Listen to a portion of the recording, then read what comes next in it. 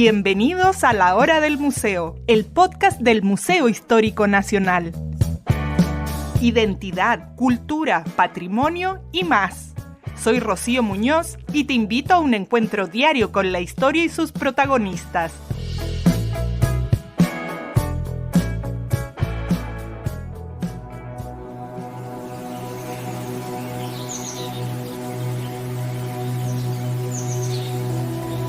Los bosques, esos antiguos guardianes que han sostenido la vida en nuestro planeta durante milenios, emergen como aliados indispensables en esta era marcada por la desconexión con la naturaleza.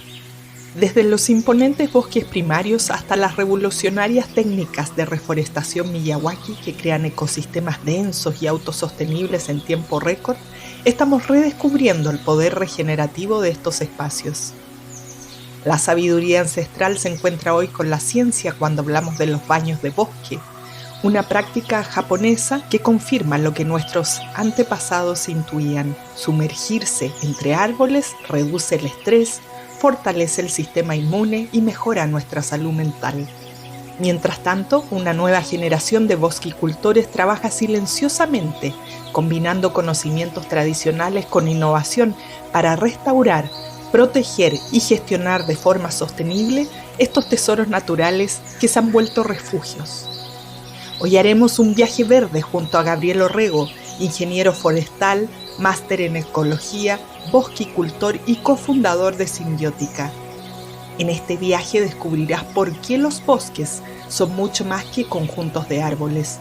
Son comunidades vivas, bibliotecas genéticas, reguladores climáticos y santuarios para nuestra salud física y emocional.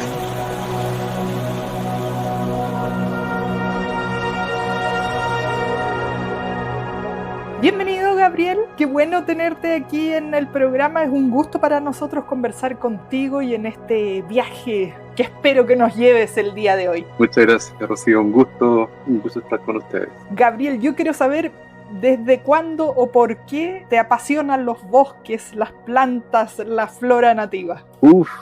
Se remonta a toda mi historia vivida. Nací en un lugar muy lindo, muy privilegiado en sentidos naturales, montañas con estero, en el Cajón del Maipo, a la altura de San Alfonso, a los 1100 metros sobre el nivel del mar, en una comunidad muy ecologista, muy retirada de un poco de la urbe, muy conectada con las huertas, con los frutales, con la montaña, con el agua limpia, con los animales. Entonces siempre estuvo muy presente, aunque nunca forzado para nada. Luego mis padres, directos, madre y padre, los dos jardineros de vida y amantes de las plantas, de guata tirado durante las primaveras sacándole fotos en el desierto florido y viajando con botánicos siempre estuvo un poco metido ahí esta maravillación por las flores, por los lugares lindos. Entonces siempre estuvo como intrínsecamente andando, pero no fue hasta esa decisión de cuarto medio cuando uno tiene que empezar a ponerse serio y toda la vida te presiona qué voy a hacer, cómo voy a ganar plata, cómo voy a trabajar, digamos. Sin ninguna idea, la verdad, sabía que me encantaba subir árboles. Así de simple, me encantaba subir árboles y era al fondo para subir árboles me llevaba al bosque generalmente. Entonces escuché ingeniería forestal y terminé estudiando ingeniería forestal. Apareció el concepto de ecología, que para mí antes ecología era como ser ecólogo, ser ecologista, como estar parado ahí como Greenpeace, pero claro, entendí lo que significaba ecología, el estudio del oikos, las interacciones biológicas del bosque. Y cada vez se puso más entretenida la cosa y aquí estamos, pues con una carrera infinita, apasionante y que nunca se va a acabar el aprendizaje. Es tan lindo y un sentido de humildad constante y de maravillación y cada vez se pone más entretenido. Entonces estamos en lo correcto. Me encanta lo que dices, sobre todo ahora porque salí a caminar por ahí, digamos, en la zona más céntrica, norcéntrica de Santiago, en esto que ya es el regreso, el super lunes, todas estas cosas, y vi mucha basura, mucho cemento, muchos autos, así que escucharte me calma, me hace volver a la esperanza. ¿Sigues viviendo por allá en el Cajón del Maipo o en un lugar con naturaleza, me imagino, En un lugar de todas con formas? naturaleza de todas formas. Sí, de corazón del Cajón del Maipo, y mi familia sigue viviendo allá, pero algunos elementos, componentes de mi familia nos hemos ido migrando un poco más al sur. Estamos aquí en la zona de la Sí, Araucanía andina, y ahí con mi compañera y familia decidimos venirnos un poco más al sur, un poco más alejado de Santiago, y sobre todo el tema de la agüita, el verdor, que empezó a afectar muy fuerte. Ahora llevamos unos años buenos, pero sentí que era súper sensible a la desecación y a ese como estrés de ir quedándose sin agua y ver las vertientes secarse y tener que hacer las tomas de agua un poquito más arriba cada año y ver cómo se secaba la vegetación, especialmente la de la ribera o la que estaba asociada a cursos de agua, ver cómo se ponía todo café. Me empezó a afectar el ánimo, entonces nos vinimos más al sur. claro, Sí. totalmente. Sí, bueno, muchas personas post pandemia, durante la pandemia, tomaron esa decisión, porque aquí en la capital ya estamos saturados, vivimos demasiadas personas y cada día llegan nuevas personas buscando oportunidades y ya no hay recursos que den abasto para eso.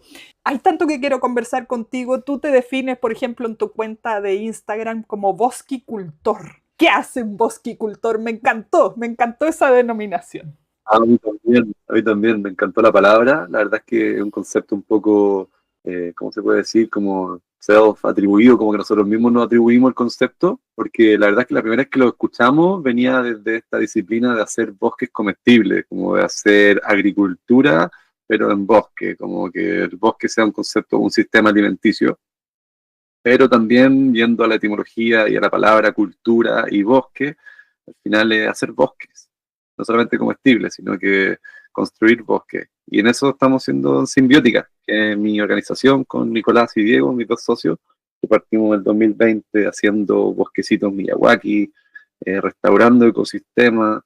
Al final, claro, bosquicultores nos limita un poco a bosque porque también trabajamos en ecosistemas xerofíticos, humedales, pero al final como que el bosque a todos nos representa como el clímax, el emblema de la naturaleza un poco, ¿cierto?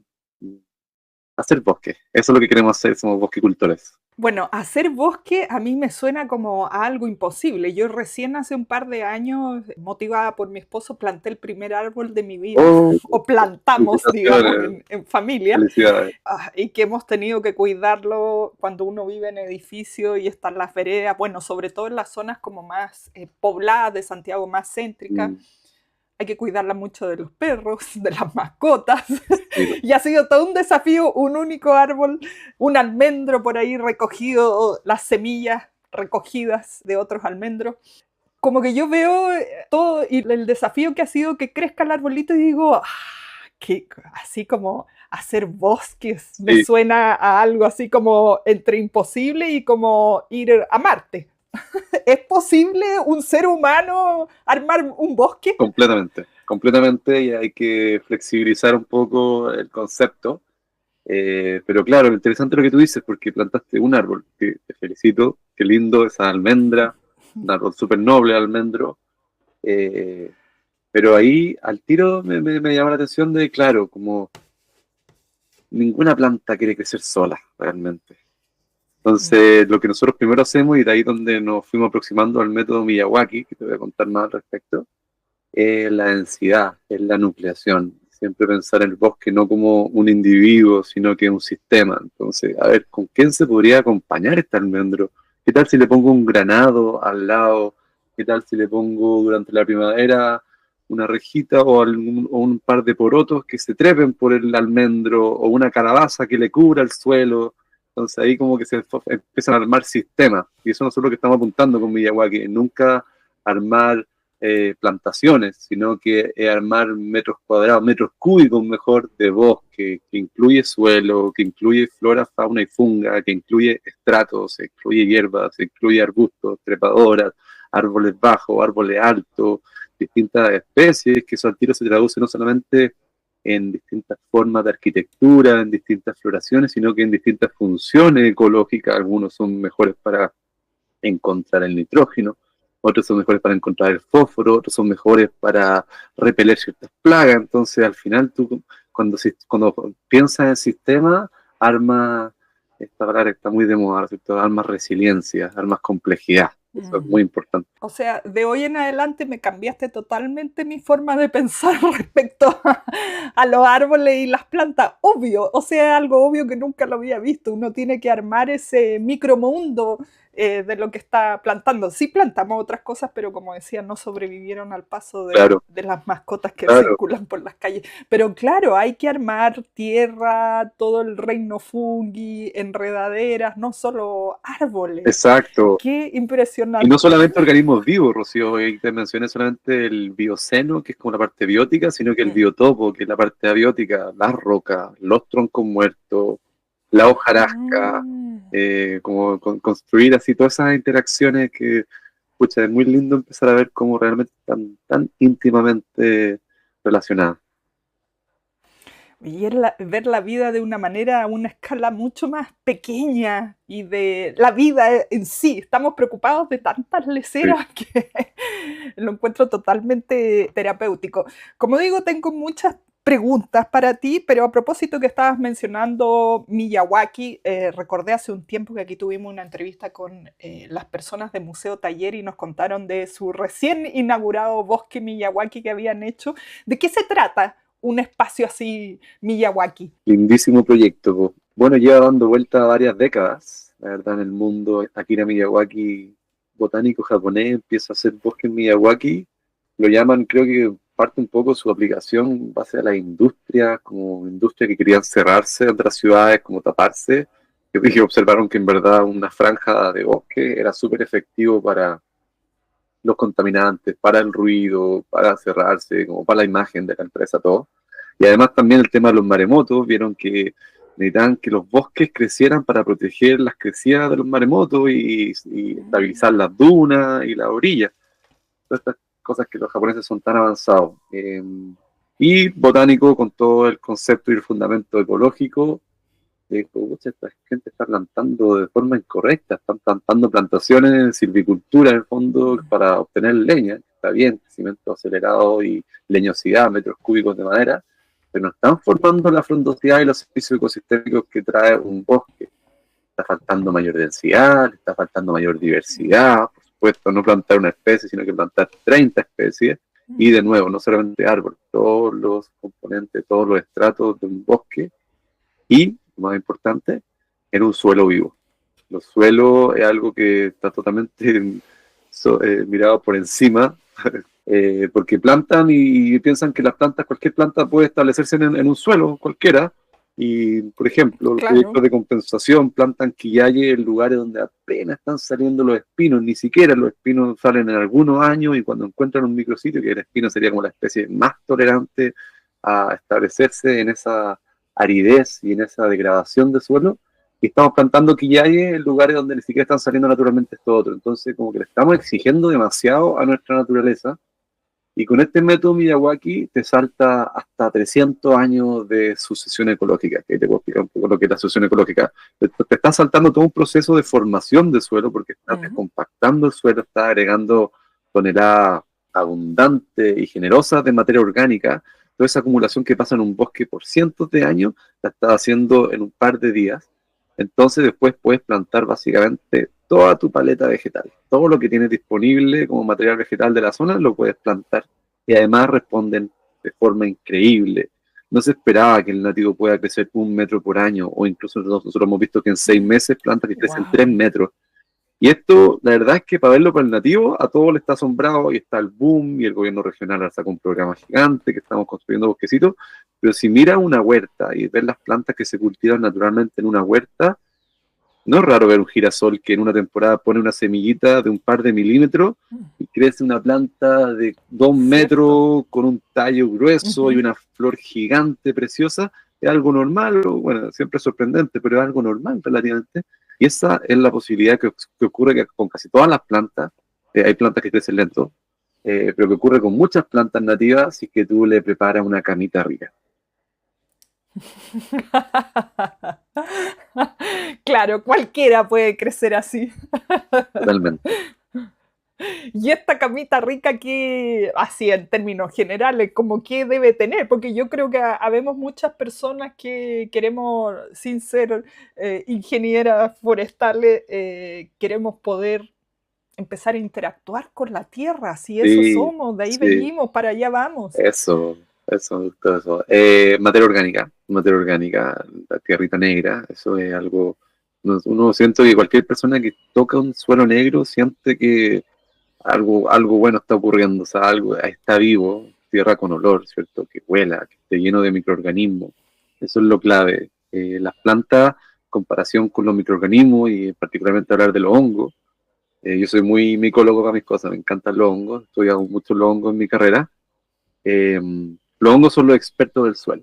Una hifa o el micelio, que es el cuerpo del hongo, puede ser 50 veces más pequeño que la raíz más fina de un árbol. Eso significa que puede explorar bolsillos del suelo de las plantas muy inteligentemente, y esto ocurre desde el inicio de la evolución de las plantas en la Tierra. Se asocian a los hongos y se asocian a los microorganismos. Para ellos ser los fotosintéticos, las plantas ser las fotosintéticas que están produciendo azúcar, fotosintatos, energía solar convertida en energía química, en glucosa, y se la van transfiriendo y van liberando un montón de azúcar al suelo, y a cambio tiene todos estos microorganismos, estos hongos creciendo, trabajando para ella, explorándoles, protegiéndolas, conectándoles, dándole todo lo que necesitan. Entonces, muchas veces estos microorganismos, y especialmente los hongos, son súper dependientes y necesitan suelos orgánicos, y sobre todo, que es algo que se le olvida de repente, siempre preguntan cuál es el elemento más importante para las plantas, todos piensan en el nitrógeno, el fósforo. La verdad que es el oxígeno. Las plantas necesitan respirar, las raíces necesitan respirar. En un suelo que está compactado, no tiene poros, no tiene esa esponjita, no tiene oxígeno Claro. dentro. Las plantas respiran mucho oxígeno, especialmente las raíces. Y el hongo respira, necesita mucho oxígeno. Los microorganismos aeróbicos, que son los más beneficiosos para las plantas, respiran. Entonces un suelo con poros, con oxígeno, es aire, es volumen que se puede ser llenado por agua, y el agua se mantiene en el sistema. Alimento negro, esos carbohidratos que están en la materia orgánica, que son para los hongos, para los microorganismos, se van mineralizando. Hay una cosa, toda hay una cadena trófica en el suelo. Escuchamos cadena trófica y pensamos en león, el ciervo, ¿cierto? Como una cosa muy animalística, pero hay Sí. cadenas tróficas en el suelo, está todo pasando y es muy, muy activo. Cuando le metes materia orgánica, le metes planta, lo cubres con un mulch y básicamente está listo, todo es lo que necesita. Ya está criado, digamos. Sí, tienes que entregar las esporas, los microorganismos están en el aire. En este momento tú estás respirando, Rocío, esporas de hongo y otros microorganismos.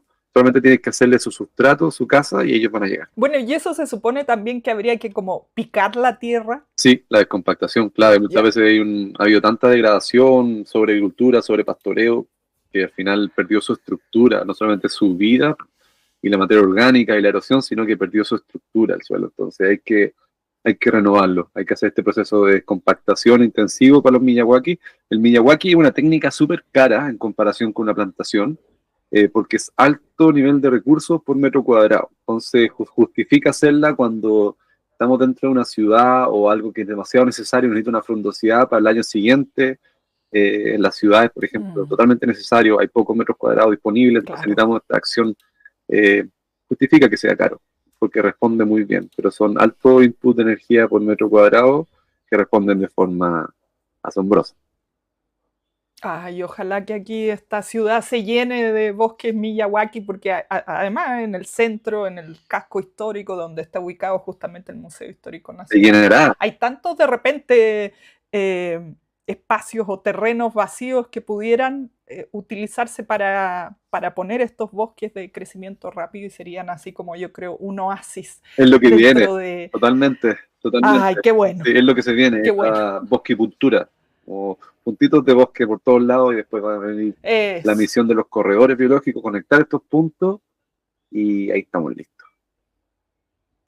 Bueno, como te digo, me has llenado de esperanza en esta conversación. Sí. Me voy a adelantar un poco en el tiempo porque estaba mirando que vas a estar dando una charla TED. Ah, sí, se viene ahora en abril, en un mes. ¿De qué se trata todo eso? Pucha, buena pregunta, porque la verdad yo quería hablar sobre simbiótica al principio, sobre esto que estamos contando contigo, pero esto es un TEDx en Pucón, entonces la idea es tener algo más territorial, y lo que fue muy bueno, porque me fui a mi primer impulso de trabajar en ecología, que es el bosque viejo, el bosque antiguo.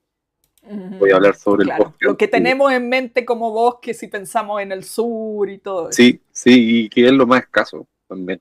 Que muchas veces cuando mencionamos bosque, son bosques jóvenes de 20 años, 15 años, a veces 40 años, pero cuando uno entra a un bosque antiguo, uno no lo puede creer. Ya el nivel de armonía entre las partes, todo es perfecto y existe esta como generación de energía y bondades y existen criaturas que en ninguna otra parte, ¿cierto? Y animales que solamente están en esos lugares, hongos que solamente salen en esos troncos grandes, dinámicas mágicas que solamente están en los bosques viejos.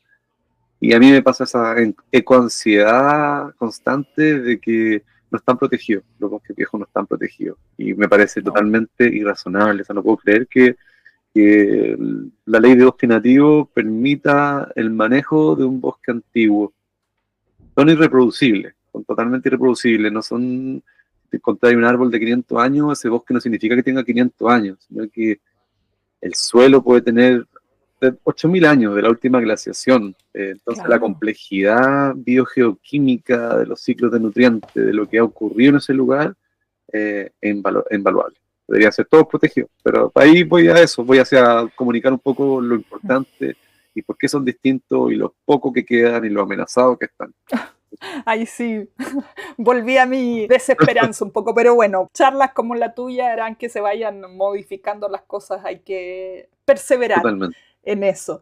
Además me hablas de tantas cosas lindas y yo veo que aquí la ciudad está cada vez más seca porque creo que siempre ha sido seca y se le han puesto árboles de manera, no sé si se puede decir artificial, pero no necesariamente cosas que van con el clima. Y ahí quería conversar eso contigo, cómo respetar el lugar donde uno está, pero a la vez poner vegetación y también aprovecho de aquí de hacerte la siguiente pregunta en estos ecosistemas o en esta simbiosis, poner vegetación atrae animales también, otras especies. Exacto. O sea, más allá de la tierra, porque hemos hablado como sobre y debajo de la Mm, tierra. sí, no es algo muy, muy bondadoso traer bosques, porque claro, generáis hábitat. Y es común ver a Mm. los cachuditos, que son unos pajaritos muy chicos, que siempre hablo de ellos, para los bosques Miyawaki, que andan escondiéndose en verano, o sea, andan en los arbustitos ahí metidos entre las pasarelas y como al lado de las calles, y si cruzan la calle casi como que se achicharran con la radiación de calor del cemento, entonces darle refugio frondoso, y eso es lo lindo del Miyawaki, que quizá no se entiende a priori, pero es frondoso, es frondosidad, no es un área verde convencional en donde la gente está en un pastito con árboles, sino que es frondoso. Y si bien tú puedes entrar en ciertos senderos designados, entra a una frondosidad, entra a parches de bosque, y donde parches de bosque donde andan los pajaritos, donde ojalá lleguen algunos reptiles, lleguen anfibios, imagínense si les ponemos algunos cuerpos de agua, lleguen mamíferos, es asilvestramiento, es como todo de rewilding, pero dentro de la ciudad. Es súper, súper importante. Llegan mariposas, llegan abejas, llegan a nidificar en la hojarasca los abejorros. Entonces, súper, súper, súper relevante. Y sobre lo que decía al comienzo, de traer bosque en lugares donde uno piensa que quizás no hayan bosque, hay que ir igual atrás en la historia ecológica y darse cuenta que lo que conocemos como paisaje natural en centro sur de Chile es algo que fue degradado. O sea, los espinos, la Raquelia caben, antiguamente acá se caben, el espino, que es un héroe, porque el espino es un pionero, eso está mucho más degradado, y el espino, sin preguntarle a nadie, sin hacerle favor a nadie, o sea, él empezó a devolver el bosque, él está empezando a retomar lo que había, pero no habían espinos hasta Ñuble, hasta Chillán, hasta Los Ángeles, ahí había bosque, bosque, bosque, bosque, bosque. El espino quizás llegaba hasta la cuarta región, quizás más al norte incluso, eh, probablemente igual entraba por el Valle Central hasta Santiago, pero, pero eran bosques. Santiago quizás se habla ahí en la bibliografía de que habían, claro, algarrobos también, formaciones espinosas, pero no me cabe ni una duda que era un continuo de frondosidad y de arbusto y de bosques de litre y bosques de peumo en los lugares más protegidos y quillaye y patagua en el Mapocho y claro, hay que traer bosque para Santiago porque solían haber bosque en todo el Valle Central. Había una barrera viva que detenía el desierto, y esto que se habla de desertificación es un hecho. Por eso hay espino en Los Ángeles, es porque se ha desertificado. Wow. Entonces, traer bosque y hacer esta barrera bosque hace diferencia increíble. El bosque trae humedad, el bosque continuo de continente a costa es capaz de traer mayor lluvia. El concepto que se llama la bomba biótica, que para ser Mm. sincero no lo entiendo tan bien, tenía que volver a leerme los papers, pero un concepto interesante que a través de distintas presiones atmosféricas, si es que hay un continuo de bosque de costa a continente, arrastra las lluvias para adentro, entonces habría más lluvias y que tendríamos más bosque. Sur, como zona privilegiada de bosque, la Araucanía andina, cuando llueve y pasa la lluvia, empiezan a formar nubes desde el mismo bosque, empieza a tirar estos vapores enormes y Claro. se forman de nuevo las nubes y llueve de nuevo. Entonces es súper bondadoso la masa boscosa porque la humedad se mantiene, esta cosa de los incendios también. Ay, si plantamos más bosque van a haber más incendios. El problema son las plantaciones, que son altamente flamables y homogéneas. Claro. El bosque nativo, si bien pueden venir incendios, es mucho más resistente porque es mucho más húmedo. Wow, me quedé pensando en esto de la barrera que frene la desertificación y qué impresionante que, claro, ya hasta Los Ángeles, Chillán, allá en Espino, uno no presta atención a ese nivel de detalle y eso es lo que me encanta de esta conversación contigo, que creo que después de esto vamos a salir todos a mirar en ese nivel de detalle lo que nos rodea y por supuesto a hacer algo. Yo pensaba, yo vivo aquí en las laderas del Cerro San Cristóbal y lo veo tan seco, tan estresado, por así decirlo, y con una mezcolanza de especies que no sé si por las fotos que he visto era un peñón seco, pero no sé si alguna vez tuvo otro tipo de árboles, se le han hecho 1000 intentos. Además, en diferentes municipios, si cambia el alcalde, le pone otras plantas, Claro, le saca una. claro. ¿Cómo puede ser que los bosques no sean un tema que perdure más allá de ciertos mandatos? Hoy sí, se solucionaría muchos temas, muchos temas. En verdad, el bosque, tener bosque cerca es un beneficio invaluable. No me gusta hablar tanto a mí de servicio ecosistémico, pero igual a veces lo amerita. Como me gusta llamarle más función ecosistémica, pero sí, o sea, el tema de las inundaciones, el tema de la sequía, el suministro de agua, cuando hay bosque nativo, el agua se suministra mucho más lentito y limpiamente, agua limpia, que se mantiene en esos suelos, mantiene a raya los vientos, las plagas incluso. Hay buenas referencias en donde habla de como que existe un control biológico en el bosque, entonces incluso virus y enfermedades podrían verse más amortiguadas si es que hay más naturaleza alrededor. Qué espectacular todos estos beneficios. Bueno, y aprovecho de preguntarte por un tema que se ha puesto como de moda últimamente, que son los baños de bosque. Ah, sí, totalmente. Esto de meterse como a caminar en un bosque, Sí, no hay sé. de nuevo los japoneses, ¿eh? Los japoneses están adelantados, porque para aquí, para Chile y para muchos lugares parece como algo medio esotérico aún, pero es parte de terapias súper convencionales en Japón y en otros lugares, porque ya dejó de ser realidad, si es que vamos a la realidad y nos ponemos más inteligentes, no es algo esotérico, es algo que cambia tu forma de pensar químicamente. Hay terpenos y hay volátiles, hay compuestos aromáticos que al pisar o al humedecerse o al cortar una ramita empiezan a liberarse, especialmente del suelo, ¿eh? Y que gatillan efectos positivos en tu cerebro. Entonces se dieron cuenta esto los japoneses y cacharon antes de tener los papers, pero ahora ya está súper bien respaldado.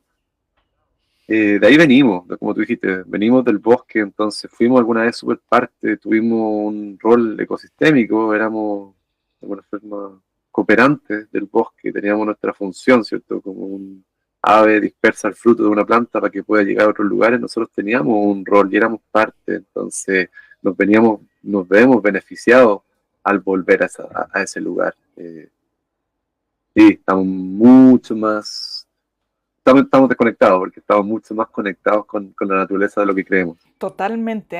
Bueno, en esta época en que se habla mucho de futuros distópicos, apocalipsis, escasez de recursos, las máquinas se van a tomar el mundo, ¿serían los bosques la solución a todo nuestro sistema de vida que se ve por todos lados, que ya está llegando a su fin, que no da para más, como hemos venido viviendo. Sí, bueno, yo soy ahí un optimista de que se hace el match con las manos, ¿cierto? Como creo que la tecnología va a salvar esta disciplina que estamos trabajando nosotros, como que de repente, como se están enfocando recursos en inteligencia artificial o en tecnología o en autos eléctricos, algún día van a llegar esos estudios y esa innovación a volver naturaleza. Tenemos que poner realmente inteligente desde la nanotecnología a megaproyectos, en el fondo que nos demos cuenta que la única forma de seguir viviendo y no seguir viviendo quizás, ¿no? Es seguir siendo como una especie de armónica con la naturaleza, es trayendo más naturaleza. Al final, todos los millonarios tienen sus casas en la naturaleza, o sea, a lo más lejos posible. Al Claro, final. lo más Sí, alejado. sí. Y de ahí por el otro lado, como la parte no optimista, es el miedo a que estar dentro de un bosque se convierta en algo exclusivo y casi que tengas que pagar por ir a respirar ese oxígeno, esas cosas como da un poco miedo. Pero no, yo creo que la autoridad y las grandes empresas, algunas, están empezando a cachar que tenemos que infiltrarnos con la naturaleza, tenemos que traerla de vuelta. Totalmente. Bueno, para despedirnos, ¿qué es lo que se viene? ¿Qué están trabajando en Simbiótica? Para despedirnos justamente con esto con este hilo que hemos tenido en la conversación con la esperanza en alto. Súper, estamos construyendo muchos bosques. Se nos vienen alrededor de 20 bosques en Santiago, no solamente bosques, sino que plazas bosques, bosquecitos de 1000 metros cuadrados, en donde la gente, en Maravilloso. parques municipales, con un lugar súper invitado a las personas a habitarlo, a conectarse con el bosque, a aprender mucha educación ambiental. Y por otro lado, que la otra ramita de Simbiótica es la cosecha de agua. Cuando no hay que plantar, que para mi gusto no siempre lo primero que habría que hacer es plantar, uno tiene que ir a conservar agua y suelo. Entonces estamos trabajando en lugares donde se requieren bosque inmediatamente, como hemos hablado, en las ciudades, en las zonas más vulnerables, en las zonas donde no hay áreas verdes, traer bosque en Miyawaki. Y en los alrededores hay muchas laderas, la mayoría de las laderas de Santiago y de todo Chile Central, es que están muy erosionadas. Entonces, ante estos eventos de lluvias que Claro. vienen, el agua, hasta el 85% del agua, pasa y escurre muy rápidamente, no perdiéndose, no quiero llegar nunca a decir que el agua se pierde, pero sí debiese permanecer más tiempo en el sistema, debiese infiltrar, porque además cuando corre rápida y agarra velocidad, se lleva más suelo y es como un ciclo nuevo negativo, así retroalimentante, que da susto. Entonces estamos construyendo paisajes de conservación de agua y suelo. Cuando tenemos un proyecto y decimos, oye, nos va a alcanzar para plantar 100 metros cuadrados, pero si lo enfocamos a esta otra aproximación que tenemos, podemos abarcar 10 hectáreas. Y hacemos un paisaje de conservación de agua y suelo, en donde vamos a generar una serie de cientos de estructuritas, que son pequeñas intervenciones como zanjas, medias lunas, terracitas, que hagan que el agua se apose, que hagan que el agua escurra, arrastre material, pero que no se vaya lejos, se apose y vaya acumulando en ciertos puntos. Obras de conservación de agua y suelo. Y ahí se empiezan a generar micrositios, empiezan a llegar las semillas, empieza a permanecer el agua en el sistema. El agua, en vez de demorarse 1 hora en escurrir por arriba llevándose el suelo, infiltra y se demora años por el subsuelo, pasando, interactuando, nutriendo. Entonces, yo veo que eso es lo que hay que hacer ahora, eso es lo que estamos haciendo ahora en las laderas, en los lugares extensos, para luego plantar o para que luego se empiece a regenerar la naturaleza por sí sola. Tiene una capacidad impresionante de recuperación de la naturaleza y de repente necesitamos los plazos más cortoplacistas, nosotros necesitamos que sea ahora, pero claro, la naturaleza, si es que nos desaparecemos mañana, en 50 años o en 100 años, la naturaleza vuelve. Pero claro, queremos que sea ahora. Entonces, una forma de acelerarlo es esta obra de conservación de agua y suelo. Es empezar a trabajar con el suelo y agua, que es el inicio para la regeneración espontánea, para esa capacidad resiliente de nuestros ecosistemas nativos. Me encanta todo esto y este concepto de cosechar agua. Sí.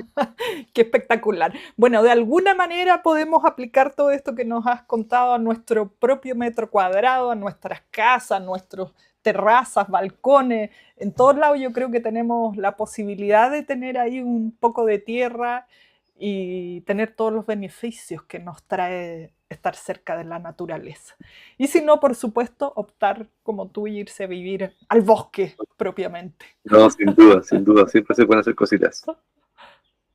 Sí, buenísimo, Gabriel. Muchas gracias por compartir todo este mundo de los bosques y de las plantas con nosotros aquí en el programa. Gracias a ti, Rocío. Un gusto. Esté muy bien.